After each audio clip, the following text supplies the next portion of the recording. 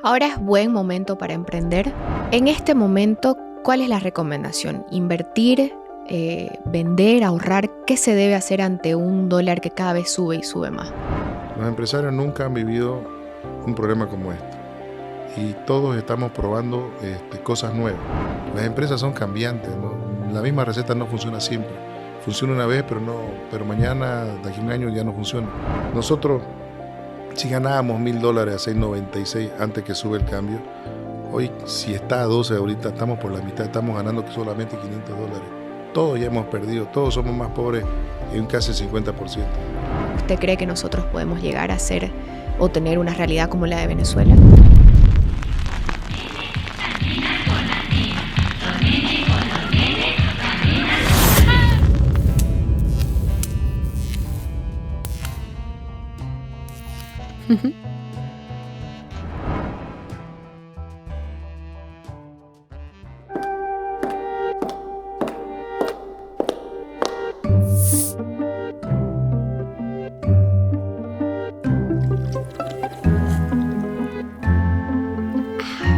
¿Ya probaste la mejor de todas?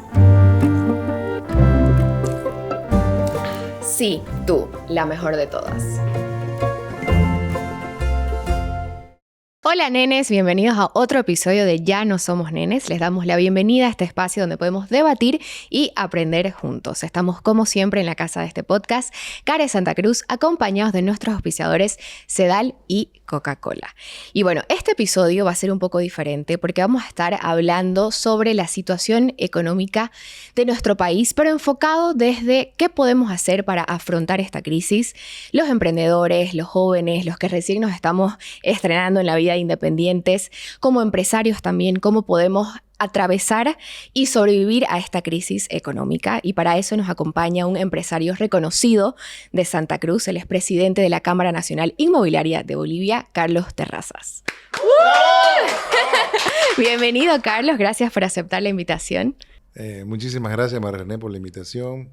Encantado de aceptar la entrevista y poderte responder a las preguntas o las inquietudes que puedas tener, ¿no? Y también de la gente, del público que quiera saber. Bueno, antes de profundizar sobre este tema, si nos puede contar un poquito de su trayectoria como empresario para que podamos conocerlo mejor. Bueno, yo empecé hace como 30 años con una empresa inmobiliaria pequeña. Hice urbanizaciones económicas primero, luego fui desarrollando otras organizaciones con mayores servicios. Luego incorporamos casa, pavimento y decidimos hacer casitas económicas. Luego nos encontramos haciendo urbanizaciones con clubes, con piscina, con otros servicios de otro tipo, ¿no? Casitas más caras. Y también desarrollamos edificios, carretera. Trabajamos para la universidad, para la alcaldía y también para este gobierno, ¿no? Para el gobierno. Bueno, la idea de este podcast, yo dije quiero hablar sobre este tema porque yo soy joven, tengo 23 años, acabo de independizarme y me da mucho miedo la incertidumbre. Uno no sabe qué hacer, digamos, con lo poco o mucho que debe tener ahorrado, si hay que invertir en tierra o capital semilla para impulsar otros negocios. Mi cabeza está un desastre. Entonces dije, quiero hacer un episodio donde se explique como pa' opa lo que está pasando. Porque yo cuando a veces escucho a alguna gente hablar de este tema es como que me perdí. Entonces, la idea es que podamos desglosarlo el tema y que sea entendible para todos los que no somos expertos en economía, en crisis, en todo eso. Así que la primera pregunta, Carlos, es ¿cómo usted describiría la situación actual económica del país? Como PAOPA. Bueno, sí, yo te lo puedo explicar en forma sencilla.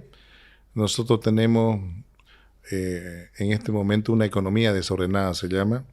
Tenemos una escasez de dólar preocupante. El dólar es un material necesario para poder realizar importaciones de otros países, para poder viajar, para poder curarse, para poder mandar a tus hijos a estudiar a otro lado, para poder comercializar y traer productos que son necesarios en nuestra vida, porque no todo se produce en Bolivia. Entonces, nosotros este problema no lo teníamos.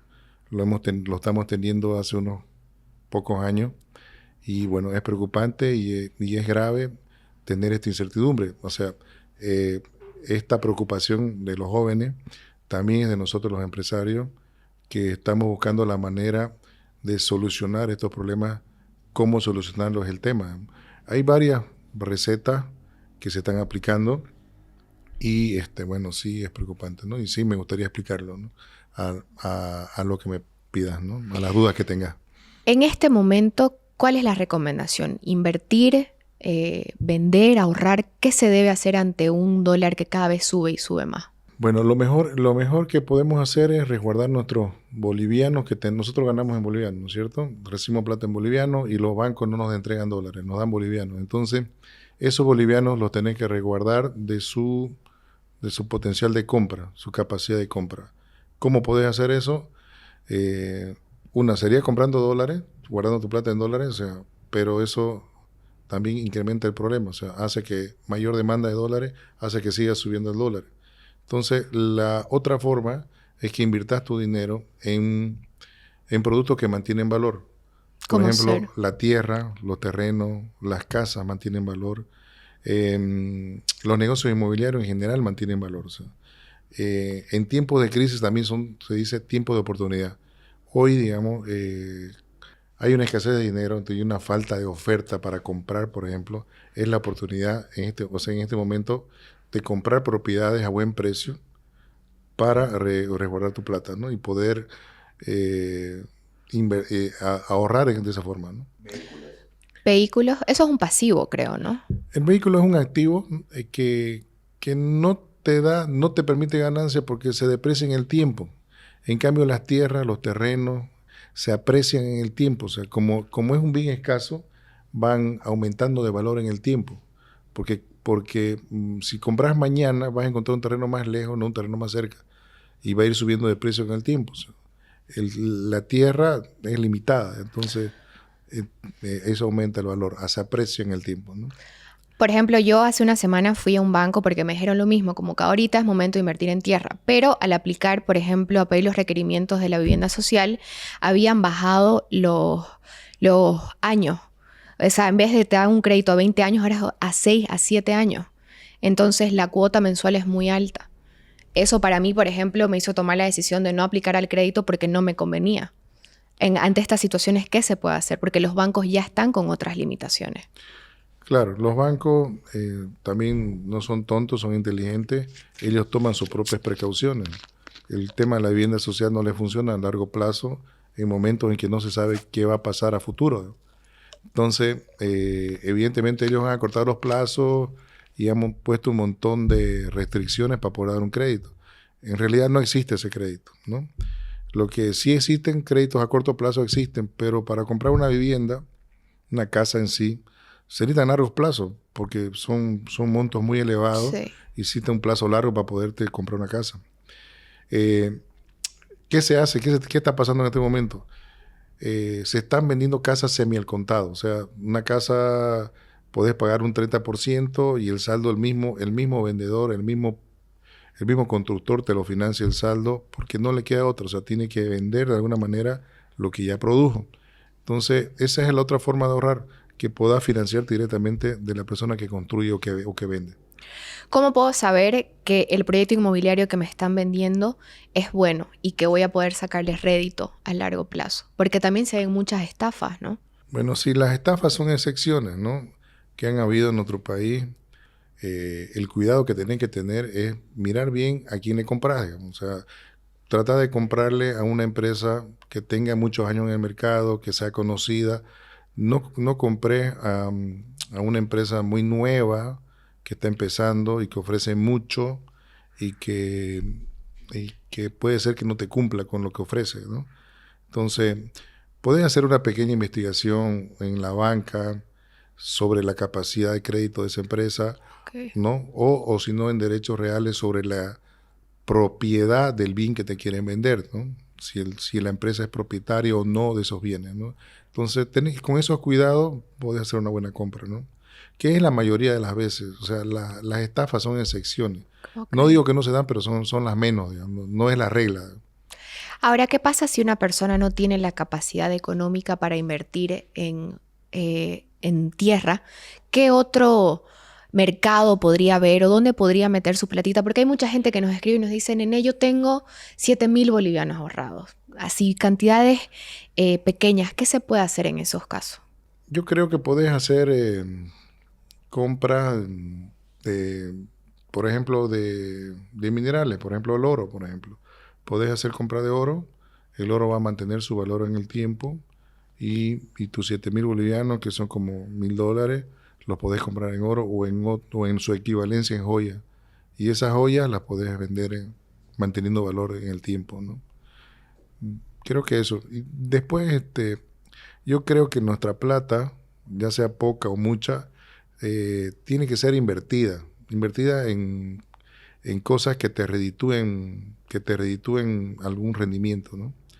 En trabajo, inversión, en no tenerla guardada porque se va a perder valor, digamos, ¿no? Va a perder valor en relación a la inflación, a la variación de precios y en relación al dólar, ¿no? Ahora es buen momento para emprender. Claro Si que alguien sí. quiere sacar, digamos, un emprendimiento relacionado a la gastronomía o algún servicio, es un buen momento. Yo creo que es un momento no para hacer cosas nuevas.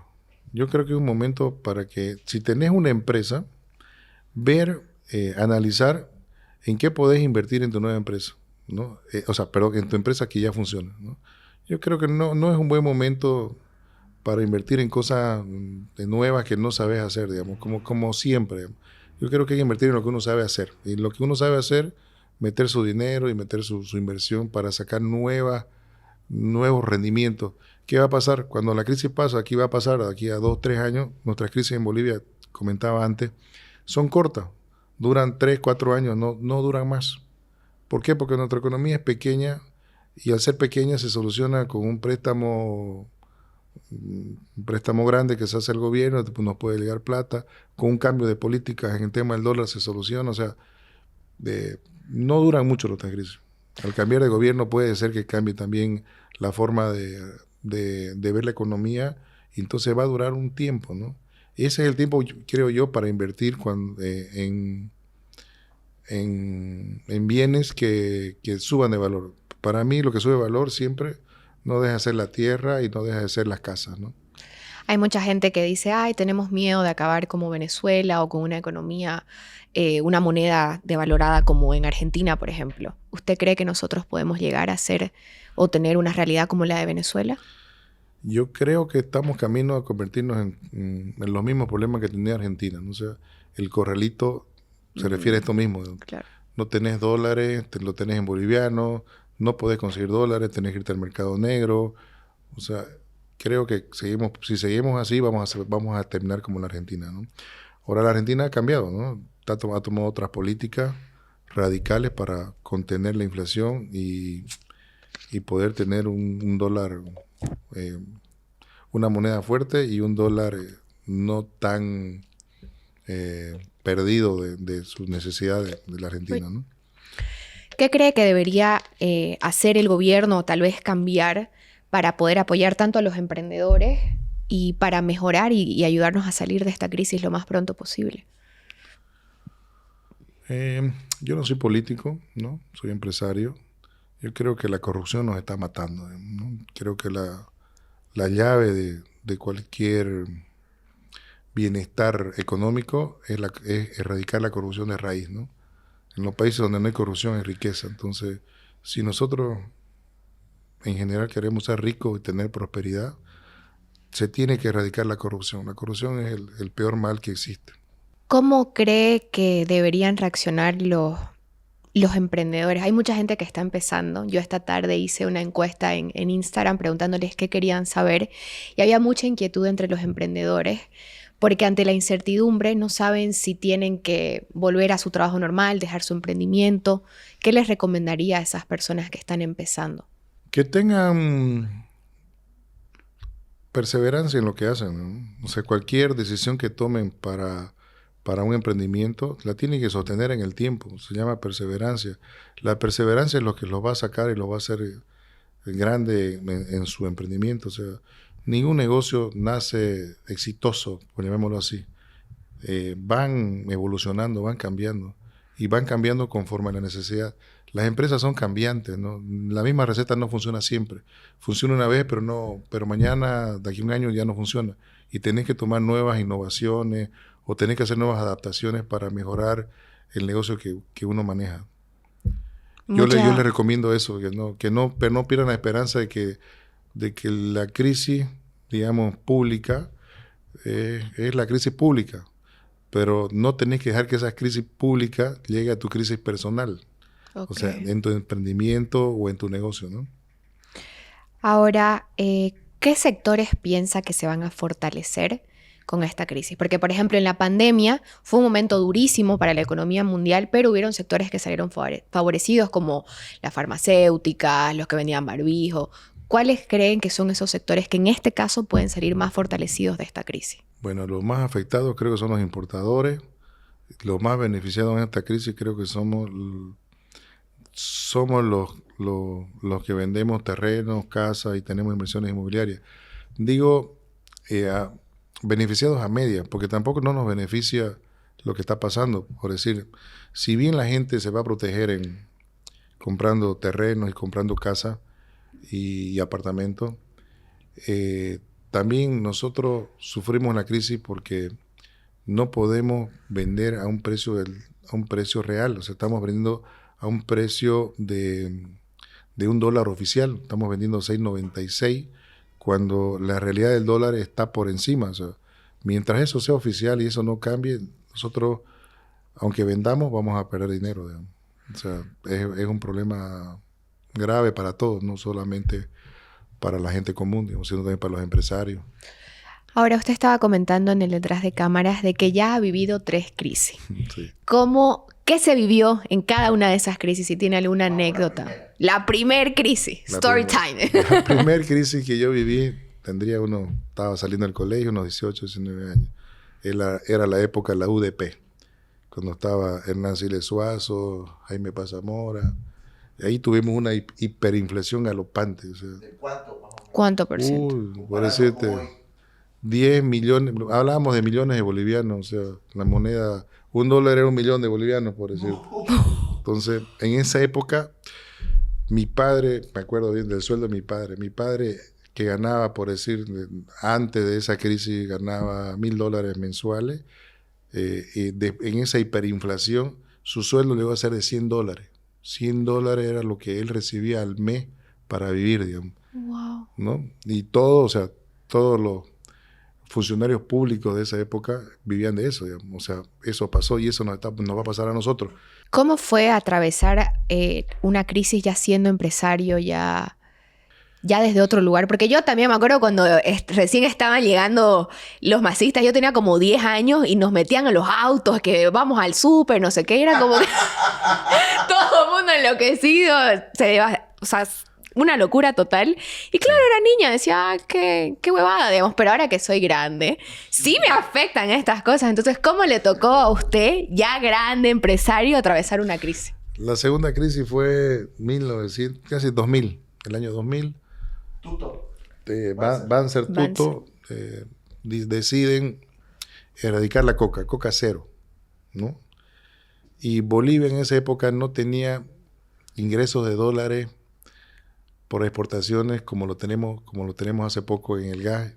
Nosotros no nos entraban muchos dólares en ese tiempo. Entonces nuestra economía era bastante pobre. Con la coca cero y la erradicación muy fuerte, muy dura, digamos, el combate que decidió el general, la plata se escapó, se fumó. O sea, ustedes saben que la economía, para que funcione, es tener, la plata es como el aceite en una máquina. Mientras más aceite tenga, mientras más plata tenga, más rueda la economía, más a vuelta, más beneficia, más trabajo a la gente, más todo el mundo trabaja. O sea, es mejor. Entonces, se perdió la plata, se fumó. Cuando no tenés plata, entonces todo el mundo deja de hacer algo, deja de trabajar, deja de comprar, deja de consumir y se va a lo mínimo, solo a sobrevivir, digamos. En esa época se perdió la plata, hubo una escasez terrible de plata, todas las inversiones se pararon y todos los bancos se quedaron con bienes de los empresarios porque todo estaba hipotecado. Wow. Tuvieron que entregar sus casas en construcción, sus terrenos, sus edificios, y los bancos se volvieron como inmobiliaria. En esa época la solución tardó también 3, 4 años. Los bancos se dieron cuenta de que de nada ganaban quitándole las propiedades de los empresarios, se las fueron a devolver para que puedan terminar y puedan vender, y esa plata y pagarles a ellos, ¿no? Entonces, esa crisis acabó también cuando volvió a entrar dinero por otro motivo. Empezó a entrar dinero por petróleo, por gas y por... Y ya esta es su tercera crisis, la de ahorita. Esta es mi tercera crisis, ¿no? ¿Y cómo la está viviendo? ¿Cómo le ha afectado a su rubro? Empezó afectándonos siendo positivo, ¿no? Porque aumentaron otras ventas. La gente empezó a darse cuenta de tener su plata en el banco, no le favorecía, y ha empezado a comprar. Pero se viene profundizando más, y nosotros estamos vendiendo a 6.97. Te recibimos el dólar a 6.97, te lo recibimos en mi empresa por si querés comprar cualquier cosa. Querés comprar casa, a ese precio. Querés comprar un terreno, a ese precio. Querés un departamento, a ese precio. Cuando el dólar real está a 12, si vas y compras, si nosotros exigiéramos dólares, que nos paguen en dólares, vas y lo compras a 12, ¿no? Pero en este momento no podemos hacerlo porque el dólar oficial es 6.97 y no podemos subir los precios, ¿no? Ese es un problema ya más serio para nosotros, que no sabemos qué vamos a hacer todavía, ¿no? Bueno, yo le dije hoy a mis seguidores que podían hacer preguntas para que yo se las haga a usted. Me llegó de todo. No, Va a ver, la gente tiene una imaginación hasta el momento de crisis. Pero a ver, lo primero que dice, ¿ahora es buen momento para hacernos préstamos bancarios, sí o no? Es buen momento porque te prestan en boliviano. Te prestan en boliviano, ok. Dice, invertir en criptomonedas. ¿Conoce usted ese rubro? Es un rubro no legal, o sea, no sé, no manejo ese tema. Dice, esta crisis deja sin trabajo a muchos. ¿Qué les podría decir a las personas que están con miedo por sus empleos? Yo creo que es el momento de cuidar nuestros empleos, de hacer un mejor trabajo y hacer rendir nuestra experiencia en lo que hacemos. O sea, esa es la mejor receta. Dice, ¿algún libro que ayude a ser exitoso? ¿O a manejar una crisis? La Biblia. La Biblia. Bueno, yo he leído muchos libros de económicos, y todos se basan básicamente en tu mente. Si vos controlas tu mente, podés controlar tu destino. Si lo querés, tu destino lo querés rico y próspero, tenés que pensar en ello. Tenés que hacer trabajar tu cabeza para ello. Trabajando, ahorrando, siendo perseverante, haciendo innovaciones y trabajando duro. Ahora, Carlos, hay mucha gente que está, abriéndose cuentas en Paraguay y invirtiendo en tierras allá. ¿Cómo lo ve el futuro de inversiones en Paraguay? Bueno, Paraguay ahorita es un país que se ha abierto a inversiones extranjeras. O sea, es un país que te da condiciones tanto impositivas como seguridad jurídica para invertir allá. Entonces, a todo el que esté invirtiendo en Paraguay le está yendo muy bien. Es un país que recibe buenos ingresos de su PIB, y cualquiera que invierta allá seguro no tiene problemas del dólar y puede trabajar con tranquilidad. Creo que le va a ir muy bien. Dice, ¿cree que la digitalización puede ayudar a incrementar las ventas de los pequeños emprendimientos?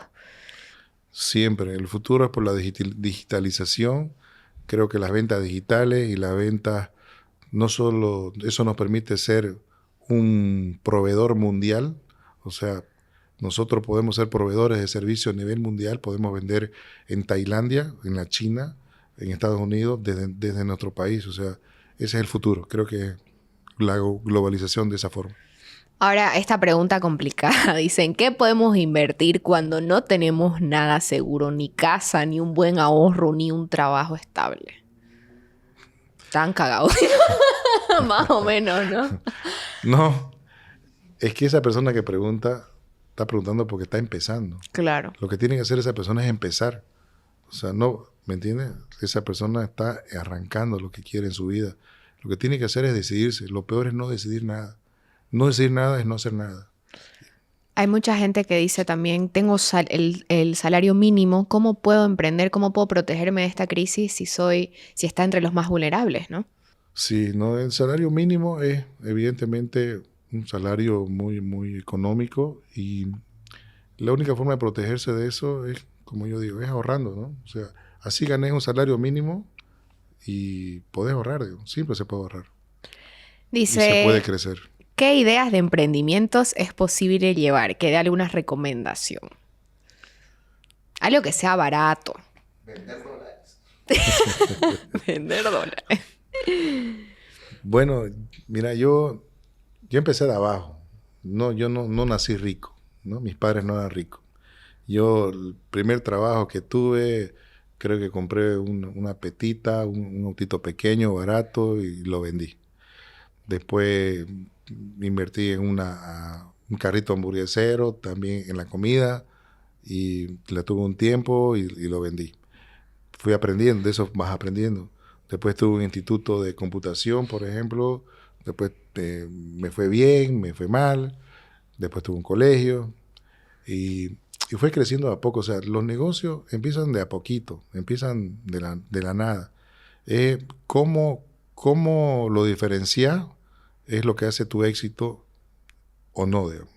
Y eso es para todos, digamos. Para mí, para usted y para cualquiera que se decida a trabajar.